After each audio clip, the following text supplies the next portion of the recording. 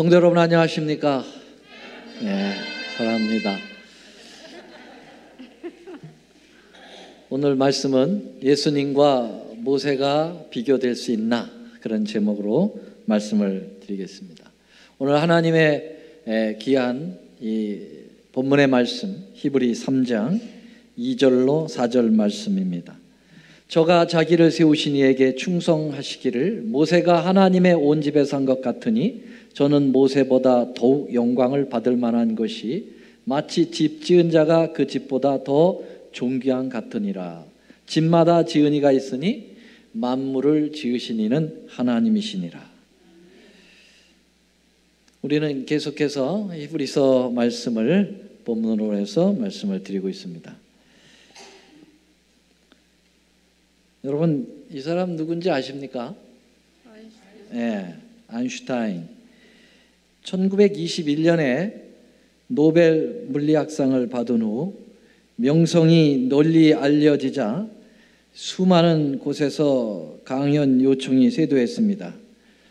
그가 이제 미국에 와서 머물고 있을 때 이 미국의 많은 대학들로부터 강연 요청이 쇄도하자 하루에도 똑같은 이야기를 반복해서 강의를 계속하게 되었습니다.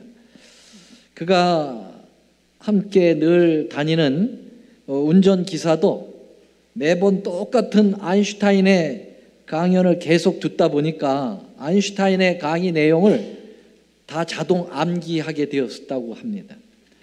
그래서 이제 아인슈타인은 자기가 늘 함께 다니는 운전기사가 자기 못지않게 강의를 할 수 있을 정도로 꽤나 해박해졌다고 하는 사실에 이제 확신이 서게 됐고, 아인슈타인이 어느 날 운전기사에게 이런 농담 반 진담 반 이야기를 했습니다. 아유, 오늘은 내가 너무 몹시 지친다. 오늘 자네가 강연을 좀 대신하게 그랬어요. 그래서 이렇게 넌지시 이야기를 하니까 농담이겠지 하고 운전기사가 예, 한번 해보죠. 그렇게 대답을 했어요. 그리고 나서 진짜 두 사람은 대학에 도착하기 전 옷을 바꿔 입고, 아인슈타인은 운전기사의 옷을 입고 운전기사는 아인슈타인의 양복을 입고 박사인 척 강의실에 들어간 거죠. 정말로 그날 운전기사인 이 가짜 아인슈타인이 예상보다 훌륭하게 강연에 별 탈 없이 송학리에 끝마치는 듯 했습니다. 그런데 마지막 인사를 하고 내려오려고 하는데 한 학생이 손을 번쩍 들더니 질문이 있습니다. 그러는 거예요. 굉장히 이 운전기사로서는 알 수 없는 어려운 질문을 느닷없이 던진 거예요. 각본에도 없는. 그 질문을 받는 순간 눈앞이 캄캄해졌습니다. 이 가짜 아인슈타인 이 운전기사가 잠시 생각하는 척하다가 그날 운전기사 역을 하고 있는 아인슈타인을 향해서 예, 그 정도면 뭐 제가 대답을 안 해도 우리 운전기사가 대답을 할 만하네요. 그래. 어이 기사 양반 나와서 이거 한번 설명 좀 해볼 수 있겠어? 이 아인슈타인이 나가서 쫙 설명을 했죠.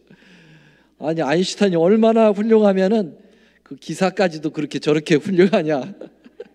더 훌륭해졌다. 그런 누가 꾸며낸 얘기겠죠. 이게 사실이기는 아니겠지만은 여러분 이 운전기사가 이게 사실이라고 하면 아무리 훌륭한 연기를 했어도 여러분 아인슈타인의 이 진짜 학문적 실력과 비교가 되겠어요? 안 되겠어요? 비교 대상입니까? 비교할 수가 없죠. 우리 예수님과 모세를 굳이 비교한다면 그렇게 할 수가 있다는 것입니다. 모세가 제 아무리 훌륭한 선지자라고 해도 감히 예수님과는 사실 비교 대상이 될 수가 없다는 얘기입니다. 오늘 본문의 말씀의 주제가 바로 이런 주제로 말씀을 하신 것입니다. 예. 무엇보다도 더 better than much more better than, 이런 표현들이 히브리서에 상당히 많이 나옵니다. 예수님은 그런 분이고 예수님의 구속적인 여러 가지 섭리가 그렇게 탁월한, 무엇보다도 탁월하다라고 하는 비교급으로 설명을 했는데, 여러분 히브리서에 그게 10번이나 나와요. 10번 이상 나옵니다. 제가 다 뽑아봤어요. 여기 나오는 성경절은 다 히브리서입니다. 히브리서 1장 4절에 보면 저가 예수님이죠. 천사보다 얼만큼 뛰어남은 better than angels예요. 천사보다 예수님이 훨씬 뛰어나다. much more better than the angels, 그렇게 나와 있어요. 7장 19절에 보면은 율법은 아무것도 온전케 못할지라 이에 더 좋은 소망이 생기니 그랬어요. 더 좋은, better than hope, 더 좋은 소망. 그 다음에 7장 22절에는 뭐라고 그랬어요? 더 좋은 언약의 보증이라고 그랬어요. 예수님이 가지고 있는 그분 존재 자체가 뭐라고요? 이 세상의 어떤 언약보다도 더 좋은 언약의 보증이에요. Better than covenant. 완전한, 더 좋은. 9장 23절에는 어떤 것들보다 더 좋은 제물로 예수님께서는 하신다 그랬어요. 여러분, 여기 예수님 화목 제물이 되셔서 하늘 그 지성소에서 당신 자신이 제물로 했는데, 그 제물은 이 세상의 양과 염소의 피에 비교할 바 되지 않은 much more better than 제물이라는 거죠. 네. 여기 너희가 갇힌 자를 동정하고 너희 산업을 빼앗긴 것도 기쁘게 당한 것은 더 낫고 영구한 산업이 있는 줄을 알미라. 더 낫고 영구한 산업이라, 그런 표현이 있어요. 11장 16절, 저희가 이제는 더 나은 본향을 사모하니 그랬어요. 여러분, 우리의 본향은 이 땅에 본향 다들 계시죠? 고향들 있으시죠? 저희 본향은 용인입니다. 경기도 용인인데 다 없어졌어요. 옛날에 그 아름다운 추억을 상상할 수도 없을 만큼 완전히 도시화돼 가지고 이제 우리 본향은 저는 없어졌어요. 근데 이러한 이 땅의 본향보다도 더 나은 본향이 준비되어 있다. 누구? 우리 예수님, 더 좋으신 예수님에 의해서 말이죠. 여기 11장 35절에 보면은 더 좋은 부활을 얻고자 했어요. 12장 24절, 아벨의 피보다 더 낫게 말하는 뿌린 피, 가장 좋은 피. 자, 이렇게 더 좋은 이런 표현들이 많이 나와 있습니다. 누구하고도 비교할 수 없는 그런 것들입니다. 네, 실제적으로 예수님께서는 이제는 인물과 비교를 해서 이제 표현되었는데, 이 히브리 기자는 히브리서 1장서부터 7장까지의 전반 부분을 예수님과 비교될 수 없는 존재들, 그런 인간들을 표현했습니다. 자, 여기 보면은 예수님의 탁월하심을 강조하기 위하여 1장에 천사보다 더 탁월하신 분, 2장에서는 모세보다 3장, 죄송합니다. 3장입니다. 3장이 모세보다 더 탁월하고 2장까지 천사보다 더 탁월하다는 게 나와 있고요. 그 다음에 3장, 오늘 우리가 공부할 모세보다 더, 4장에는 여호수아보다도 더, 5장에는 아론보다도, 대제사장의 아론보다도 더, 그 다음에 6장에는 멜기세덱보다도 더, 그 다음에 7장에는 레이와 아브람보다도 더, 이런 표현들이 나와 있어요. 그래서 히브리서에는 예수님의 탁월성에 대하여 전반적으로 표현을 하고 있다라고 보시면 되겠습니다. 자, 오늘은 이 중에서 3장에 나오는 모세보다 더 탁월하신 예수님에 대하여 오늘 집중해서 말씀을 드려보려고 하는 것입니다.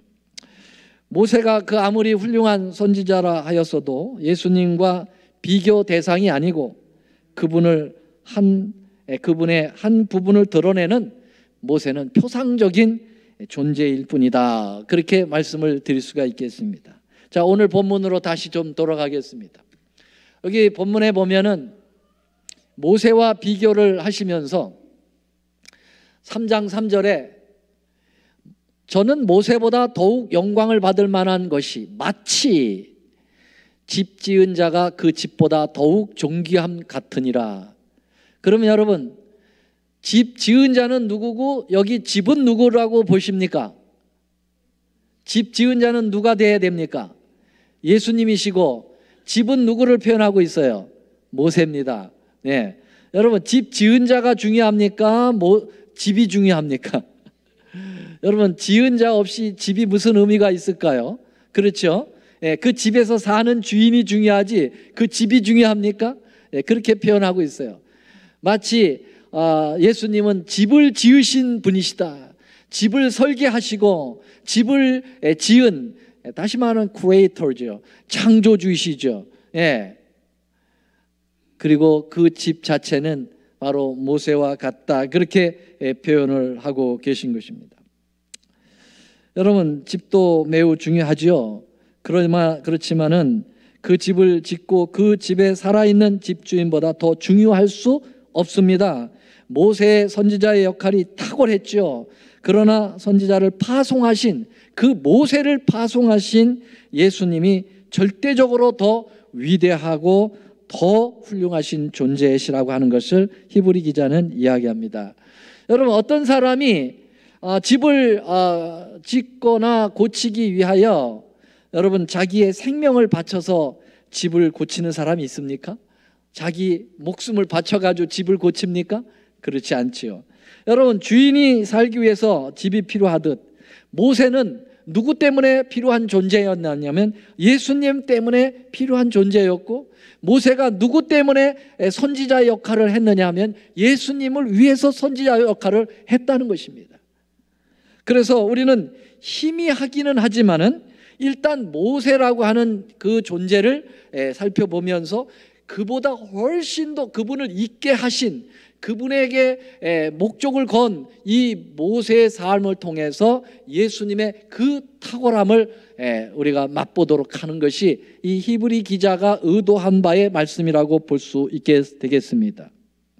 그래서 이 시간에는 모세의 탁월성에 대하여 좀 생각을 해보려고 하는 것입니다. 먼저 히브리 기자는 계속해서 모세와 예수님에 대하여 집과 집을 지은 분, 요 두 가지로 설명을 했는데 그것으로 끝내지 않고 하나 더 이야기합니다. 뭐라고 얘기했습니까? 모세는 장래에 말할 것을 증거하기 위하여 하나님의 온 집에서 사환으로 충성했고, 그리스도는 그의 집 맡은 뭐로 충성했다고요? 아들로 충성하였다 그랬습니다. 그래서 모세가 그 집의 하인이라면, 그 집의 종이라면, 그 집의 노예라고 하면 그 집의 아들은 누구라고요? 예수님이시라는 것입니다. 그 집의 모든 것을 유업으로 이어받을 아들하고 노예, 정말 아무런 그런 가치도 없는 노예하고 비교할 수가 없는 거죠. 그만큼 모세가 아무리 탁월해서도 하나의 노예와 불과하다. 그러나 예수님은 그 엄청난 가산을 가지고 있는 집의 아들이다, 적자다라고 하는 그러한 표현을 하고 있는 것입니다. 여러분, 주인이 사환을 양자로 삼지 않는 한 사환이 아무리 일을 잘해도 아들이 될 수가 없는 거죠. 이 이조 시대에 이 반석평이라고 하는 사람이 있었습니다. 이 반석평은 이 실제적인 인물이죠. 예전에 이름이 갑자기 생각 안 나네요. 그 유엔 사무총장 했던 사람이 누구죠? 반기문. 이 반기문의 조상이라고 그러네요. 근데 이 반석평이라는 사람이 그 어떤 사람이냐면은 노예 그 종 출신이에요. 하인 출신. 그 아버지가 양반이긴 했어요. 반설인이라고 하는 양반이긴 했는데 이 사람이 첩을 뒀어요. 그래서 첩에서 난 자식이 이 반석평이에요. 예전에는 서자라고 그래가지고 첩의 자식은 아버지를 아버지라고 부르지도 못하게 하고 또 벼슬을 할 수도 없어요. 이 신분이 양반에서 밑으로 내려서기 때문에 벼슬도 할 수도 없는 그러한 존재인데 그 아버지의 피를 이어받아서 그런지 상당히 영특한 친구였습니다. 이 석평이가 13세 때에 아버지를 여의고 노비 신분으로 서울에 있는 이참판이라고 하는 집에 종노릇을 했습니다. 그런데 이 친구가 얼마나 똑똑했는지 그 이참판의 아들이 이호송이라고 하는 아들이 있는데 이 아들이 글 공부를 하면은 옆에서 도둑 공부를 한다고 옛날에 옆에서 이렇게 지켜보는 거죠. 멀찌감치해서. 그러면서 이 이호송이 그 양반 자제는 참판 자제는 종이에다가 글을 쓰면 이호송이는 땀바닥에다 이렇게 글을 쓰면서 도둑 공부를 한 것입니다.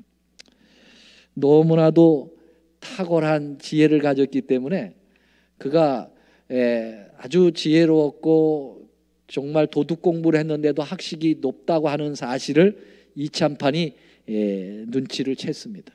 그래서 어느 날 이 반석평이를 불러서 네 이놈, 네가 하인 주제에 무슨 글 공부를 하느냐고 난리를 치느냐?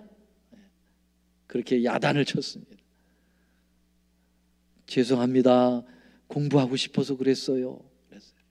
그러면서 네 이놈, 노비 주제에 무슨 공부야? 그러더니 노비 문서를 그 반석평이 앞에서 불을 태워버렸어요. 너는 이제 노비가 아니야. 내가 우리 친척 중에 양반의 자제 없는 집에다가 네 이름을 양자로 올렸다. 이제 너 거기 가서 네 포부를 살려라. 당장 물러가라. 야단을 쳤어요. 정말 은혜를 입었죠. 그래서 이 반석평이가 그 양반집 자제가 되었습니다. 양자로 올라간 거죠. 그래서 그는 금방 과거에 급제하고 주요 간직에 올랐습니다. 그래서 나중에는 형조 판서가 되었습니다. 여러분, 형조 판서는 오늘날의 법무부 장관이 된 거예요. 일개 노예가 법무부 장관이 됐어요. 정말 대단한 것이죠.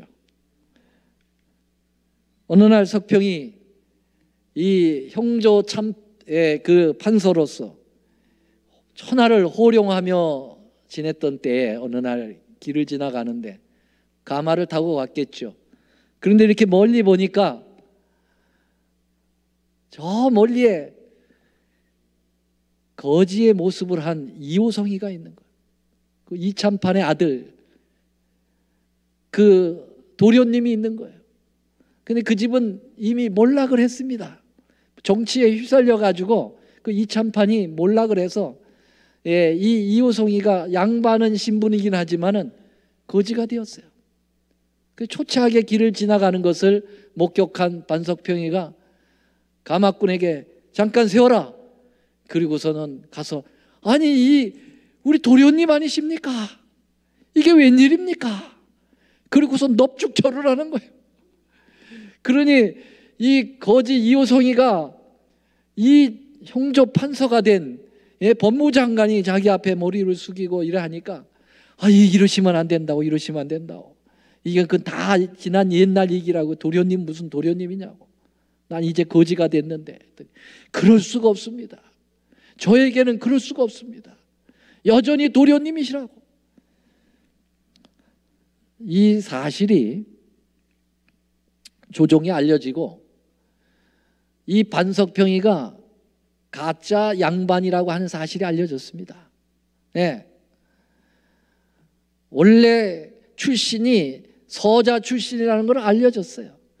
그러면은 엄청난 벌가를 묻고 관직 박탈을 당할 수밖에 없는 그런 상황이었는데 조정에서 회의를 했습니다. 이거는 관직 박탈을 할 것이 아니라 정말 위대한 사람이다. 그래서 이 사람의 인물됨을 인정해야 된다라고 이야기를 했습니다. 그래서 형조판서직을 그대로 유직해 하고 그리고 이호성이에게 오히려 벼슬을 주는, 반석평이를 생각해서 벼슬을 주는 그런 일을 했습니다. 참 이 조선시대의 아주 아름다운 이야기의 그 실제의 이야기입니다. 그래서 이 반석평의 인물됨에 대하여 이 반기문 총장이 이분이 우리의 조상이라고 자랑을 하고 이 반석평의 묘지에 가서 제사를 드리고 막 그런 모습이 사진에 나오더라고요. 여러분, 반석평이와 같은 존재가 모세라고 하면은요, 이호성 같은 존재는 예수님이십니다. 여러분, 반석평이가 제 아무리 형조판서까지 올라갔어도 여러분 그 참판에 배려와 사랑이 없었으면 그렇게 될 수 없었고, 그 반석평의 신분의 위에 있는 그 신분은 바로 양반의 직은 떠날 수 없는 거죠. 그런 것처럼 여러분, 우리 예수님은 모세가 아무리 그렇게 겸손히 승하고 이 지상 사람들보다 최고의 겸손하다고 성경은 평가하고 있잖아요. 가장 승한, 겸손히 승한 한 사람이 바로 모세라고 했는데, 아무리 모세가 반석평처럼 훌륭해도 여러분, 우리 예수님은 바로 그 위에 계신 분입니다. 아멘입니까? 예. 자, 그래서 우리는 예수님 때문에 여기에 영생을 소망으로 삼고 살아가고 있음을 알아야 합니다. 우리는 예수님의 임재를 경험하면 내 자신이 얼마나 비천한 존재인지를 자주자주 생각해야 합니다. 반석평이가 그렇게 정말 뜨는 사람으로, 형조판서로 나는 새를 돌이킬 수 있는 그러한 권세를 잡았지만은 이호송이를 보는 순간 내가 어떤 존재였음을 인식하고 자기는 비천한 존재였다고 하는 사실을 인식한 것처럼, 여러분, 우리가 예수님을 바라보면 내가 얼마나 비천한 존재라는 사실을 인식하고 그 예수님 때문에 오늘 내가 여기에 살고 있다고 하는 사실을 여러분 감사하게 되는 거 아니겠습니까, 여러분? 네. 왜냐하면 예수님은 모세보다 탁월하신 분이니까요. 모세를 예수님과 비교하지 않고 다른 인간들, 선지자들과 비교하면 탁월한 하나님의 종인 것이 틀림없습니다. 여러분, 구약을 대표하는 선지자가 있다고 하면 누굴까요? 여러분, 구약의 최고의 선지자 하면 누구하고 누구를 들 수 있습니까? 두 사람을 꼽으라고 하면요. 예? 모세하고 또 누구예요? 예. 여러분, 모세하고 엘리야는 구약의 대표적 인물입니다. 그런데 여러분, 사실은 면밀히 따지고 보면은 엘리야는 구약의 선지자가 아니에요. 구약 시대에 살고 있었지만은 그는 신약의 기별을 가진 신약적 대표 인물입니다. 우리 잠깐 한번 보겠습니다. 여기 보면은 말라기 4장 5절 6절을 보시죠. 보세요. 보라, 한번 다 같이 읽어볼까요? 시작. 보라, 여호와의 크고 두려운 날이 이루기 전에 내가 선지 엘리야를 너에게 보내리니. 여러분, 여호와의 크고 두려운 날은 초림일 수도 있고 재림일 수도 있다고 말씀드렸습니다. 이거는 소선지서에서의 대표적인 그러한 표현들이에요. 여호와의 크고 두려운 날, 여호와의 날, 하이데이라고 하는 표현이 굉장히 자주 나옵니다. 그런데 이런 것들은 예수님 메시아가 도래하는 날로서 상징적으로 표현하는 거예요. 그러면 이것을 초림으로 생각하더라 할지라도 여러분, 초림으로 생각하면은 이 오리라한 이 선지자가, 내가 선지자 엘리야를 너에게 보내겠다 한 그 엘리야는 누구를 볼 수 있겠습니까? 누구라고 할 수 있겠습니까? 초림으로 생각할 때 엘리야는 누굽니까? 침례 요한입니다. 그렇죠? 침례 요한이 예수님의 초림을 예비한 사람이에요. 맞죠? 자, 그러면 여호와의 크고 두려운 날을 재림으로 한다면은 이 엘리야는 누구일까요? 이 엘리야는 누굴까요? 여러분, 남은 무리인 여러분과 제가 뭐예요? 침례 요한의 역할을 하는 사람입니다. 맞습니까? 자, 그러면은 이 엘리야는 구약적 존재가 아니라 신약적인 기별을 가지고 있다는 것이 틀림없죠. 맞습니까? 네, 여러분, 엘리야는 예수님이 이 땅에 오시기 전 훨씬 이전의 사람입니다. 네, 그러니까 선지 엘리야를 너에게 보내겠다라고 하는 미래형으로 말라기서에 이야기하고 있습니다. 말라기에서는 성경, 구약 성경 맨 마지막 책이거든요. 그러니까 미래형을 얘기하고 있을 때 엘리야는 구약적 존재가 아니라 신약적인 대표적 인물입니다. 이것을 연결하여서 요한계시록에 보면은 이렇게 나와 있습니다. 11장에 보면 내가 나의 두 증인에게 권세를 주리니 저희가 굵은 베옷을 입고 1260일을 예언하리라. 여기 1260일이라는 것은 한때 두때 반때 1260년이죠. 그는 538년에서 1798년입니다. 여러분, 이때 베옷을 입은 두 증인은 누굴까요? 누굴 얘기하는 겁니까? 신약과 구약입니다. 그렇죠? 그래서 신약과 구약이 1260년 동안 로만 캐토릭에 의해서 공격을 받았어요. 그래서 베옷을 입은 거예요. 거의 죽게 되었다는 거죠. 초상을 치르게 됐다는 거죠. 예, 신구약이 성경 66권이 말이죠. 그렇죠? 그 얘기입니다. 그래서 두 증인, 두 감람나무, 두 촛대가 다 동일한 것을 얘기합니다. 그러면은요, 여기 이 두 증인 신약과 구약을 대표하는 인물이 여기 소개되고 있습니다. 11절에 저희가 권세를 가지고 하늘을 닫아 그 예언을 하는 날 동안을 비가 오지 못하게 하고, 누구에게 얘기입니까? 어느 선지자가 이렇게 했습니까? 엘리야가 했습니다. 엘리야가 아방에게 가서 내가 이야기하지 않는 한 비가 3년 반 동안 안 올 거야, 이야기했죠. 엘리야 얘기예요. 자, 그 다음에 또 권세를 가지고 물을 변하여 뭐가 되게 했다고 그랬어요? 그럼 물을 피가 되게 한 사람은 누굽니까? 모세입니다. 모세가 열재앙을 내릴 때 첫 번째 그 어디입니까? 나일강 하수를 치니까 물이 뭐가 됐어요? 피가 됐어요. 그러니까 모세 얘기예요. 그러면 두 증인, 신약과 구약이 두 증인이라고 그랬어요. 그러면 하나는 엘리야, 하나는 모세. 그러면 이 두 증인은 하나는 구약이고 하나는 신약입니다. 그렇지요? 그래서 모세는 구약적 대표적인 선지자고 신약적 대표자는 엘리야입니다. 그래서 엘리야는 신약으로 건너 보내야 돼요. 그러면은 구약의 대표적인 인물은 한 명이 남습니다. 누굴까요? 모세입니다. 그만큼 모세는 구약의 대표적인 선지자입니다. 바로 이렇게 훌륭한 모세, 정말 훌륭한 모세, 하나님께서 이 모세를 얼마나 특별하게 생각했으면 가나안에 들여보내지 못한 그 섭섭함 때문에, 뭐 하나님 잘못한 건 아니에요. 모세가 잘못해서 가나안에 안 들여보내신 거죠. 바위 2번 치는 실수로 인해 가지고. 그렇지요. 그러나 하나님 마음이 너무 아렸어. 그래서 어떻게 해요? 다시 예수님이 내려오셨어요. 그래서 모세를 부활시켜서 하늘로 데려가신 것입니다. 아멘입니까? 네. 그래서 예수님 변화산상에 나타났을 때 두 인물이 또 왔죠. 누구하고 누가 왔어요? 엘리야하고 모세가 또 온 겁니다. 그래서 구약을 대표로 해서 모세가 왔고, 신약을 대표로 해서 누가 온 거예요? 엘리야가 온 겁니다. 그래서 예수님을 위로하고 용기를 주고 대화를 나눈 거예요.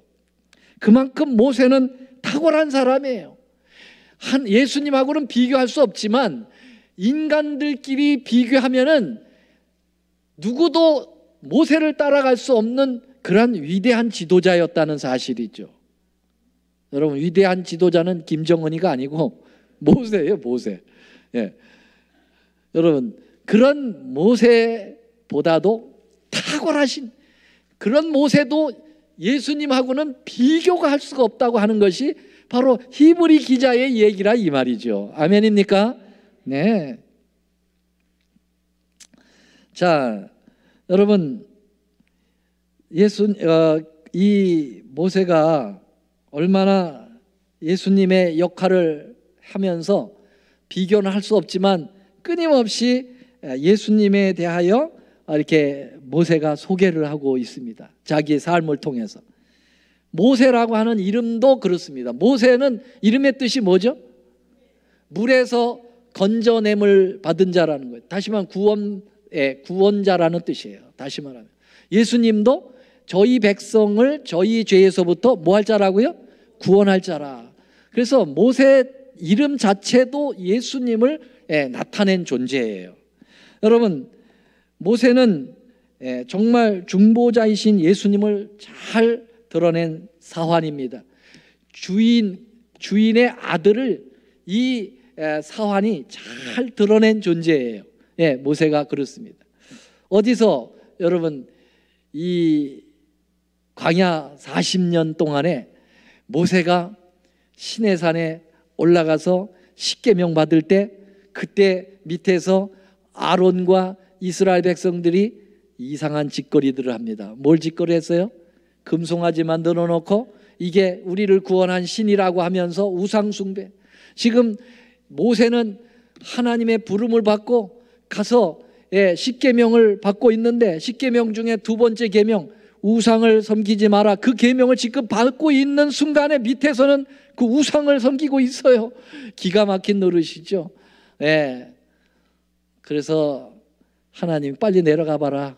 지금 난리가 아니다. 내려가 보니까 그 짓을 하고 있어요. 얼마나 분통이 터졌으면 그 계명을 갖다 던져서 깨트려 버렸어요. 그건 뭘 의미합니까? 너희들이 이 계명을 깨고 있다라고 하는 것을 보여주는 거죠. 하나님도 진노하셨어요. 이놈들 싹 쓸어버리고 내가 내 자식으로 다시 약속의 백성 만들겠다고 그렇게 얘기했어요. 그때 모세가 아유, that's good idea. 정말 주님 잘 생각하셨어요. 이 버러지 같은 것들 아이고 내가 아주 40년 동안 아주 그러면서 싹 쓸어버립시다. 그리고 제 깨끗한 자식을 통해서 한번 해봅시다. 그렇게 할 수도 있었겠죠. 하나님이 제안하셨으니까. 근데 모세는 뭐라고 얘기했습니까? 이렇게 이야기했어요. 뭐라고 얘기했냐면 이튿날 모세가 백성에게 이르되 너희가 큰 죄를 범하였다. 내가 이제 여호와께로 올라가나니 혹 너희의 죄를 속할까 하노라 하고 너희 죄를 속한다.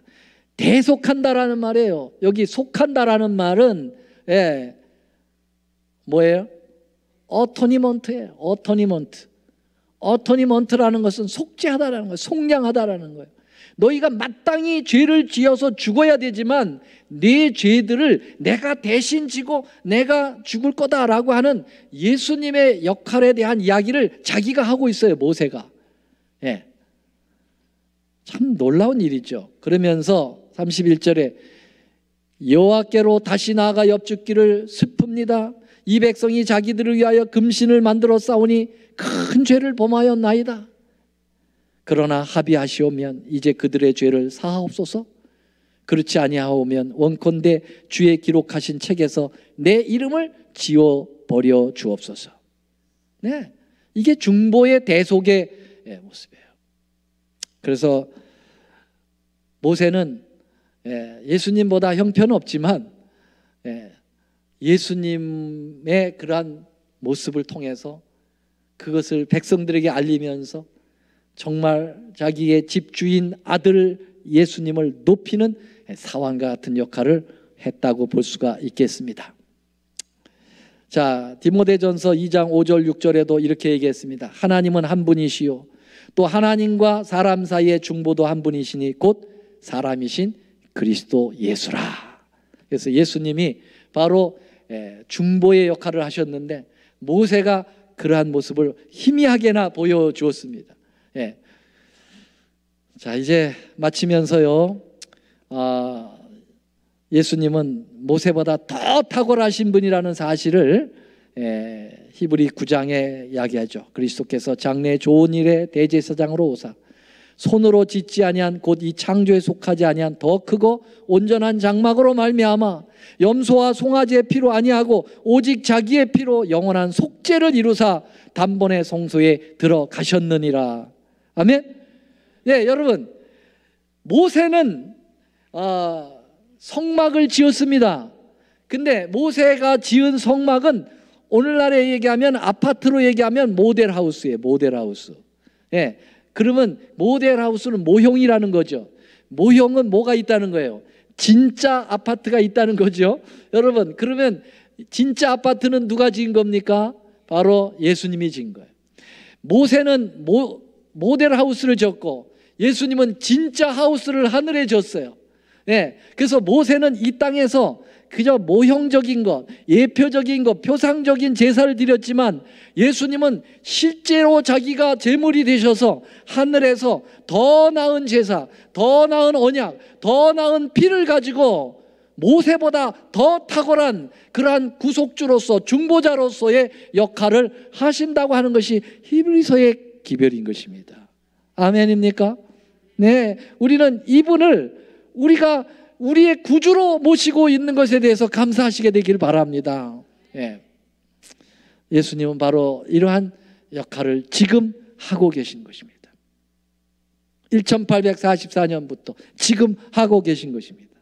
그래서 오늘 서기 장로님께서 광고를 하셨습니다마는 오늘 오후 4시 30분서부터 6시 30분까지 이 조사심판 문제, 이 하늘 지성소에서 예수님의 이 봉사사역에 대해서 특별한 세미나를 합니다. 참 굉장히 모시기 어려운 강사를 모셨습니다. 이 앙헬 로드리게스라고 하는 이분은 예전 그 데스몬드 포드가 조사심판 문제를 걸고 그 교수가 이의를 제기했을 때 우리 제7안식 예수 재림교회 대총회에서는 그것을 반증하는 역할을 하게 되었는데요. 그때 대표적인 그 신학자가 바로 이분이었어요. 그래서 그 데스몬드 포드 교수에 대한 그 잘못된 이설을 조목조목 성경적으로 오직 성경의 그러한 근거를 가지고 그것을 반증하여 그 내놓은 아주 대단한 석학 중에 석학입니다. 이분을 이 교회 미주교회 협회에서 잘 접속이 돼서 드디어 이제 오늘 강의를 하게 됩니다. 이건 굉장히 중요한 강의입니다. 그래서 또 이때 그 통역은 최희천 앤드루스 세미나리 교수 최희천 박사님이 통역을 하면서 우리에게 좋은 그러한 기별이 될 겁니다. 놓치고 싶지 않은 그런 곳이에요. 4시 반 잊지 마시고, 제가 전체 카톡, 우리 그룹 카톡에 이거 올려드렸어요. 거기에다가 이 그림에다가 클릭만 하면 바로 뜹니다. 클릭을 하시면 바로 그 시간이 되면 강의를 들으실 수 있으니까 한 분도 빠짐없이 이 기별을 꼭 들으셔서 오늘날 이상한 이설이 돌아다닐 때 여기에 현혹당하지 않게 되기를 간절히 바랍니다. 자, 이제 오늘 저는 이 말씀을 읽고 마치겠습니다. 우리에게 있는 대제사장은 우리의 연약함을 채우려 하지 아니한 자가 아니요 모든 일에 우리와 한결같이 시험을 받은 자로되 뭐는 없다고요? 죄는 없으시니라. 그러므로 우리가 긍휼의 하심을 받고 때를 따라 돕는 은혜를 얻기 위하여 은혜의 보좌 앞에 담대히 나갈 것이라. 가장 탁월하신, 우주의 가장 탁월하신 예수님이 계신 그곳으로 여러분 나아가시게 되기를 간절히 바랍니다. 이제는 모세를 통하여 갈 필요가 없어요. 직접 주님이 오라고 말씀하십니다. 그 탁월하신 주님을 만나러 가서 뵙는 여러분과 제가 되기를 간절히 바라면서 말씀을 드리겠습니다. 사랑의 아버지 하나님, 이 세상에 아무리 좋은 것도 예수님하고 비교할 수 없습니다. 예수님과 바꿀 것 아무 것도 없습니다. 이 세상 명예나 쾌락이나 모든 부나 주님과는 바꿀 수가 없습니다. 이 세상에 어떤 위대한 존재라 할지라도 주님과 바꿀 수 없습니다. 모세 아무리 훌륭해도 예수님과 비교할 수 없는 그러한 예수님의 위대하심에 저희들 굴복합니다. 주님 사랑합니다. 주님, 그렇게 탁월하신 예수님께서 한 인간이 되어 이 땅에 오셨고 이 비천한 인간들을 위해서 죽으셨다는 것은 정말 자다가 놀래 깰 정도로 감동이요 감격입니다. 그 위대하신 주님을 우리의 개인의 구주로 모신다는 것 축복입니다. 오늘 저희들이 이것에 대하여 감사하고 하나님 앞에 더 가까이 나가는 저희들이 되도록 도와주시옵소서. 이제는 우리 하나님의 크신 사랑과 놀라우신 예수 그리스도의 은혜와 성령 하나님의 감화교통하심이 오늘 예수님 앞에 굴복한 당신의 귀한 백성들의 이 심령 위에 함께 하옵시기를 우리 구주 예수님의 이름으로 간절히 축원하옵나이다. 아멘.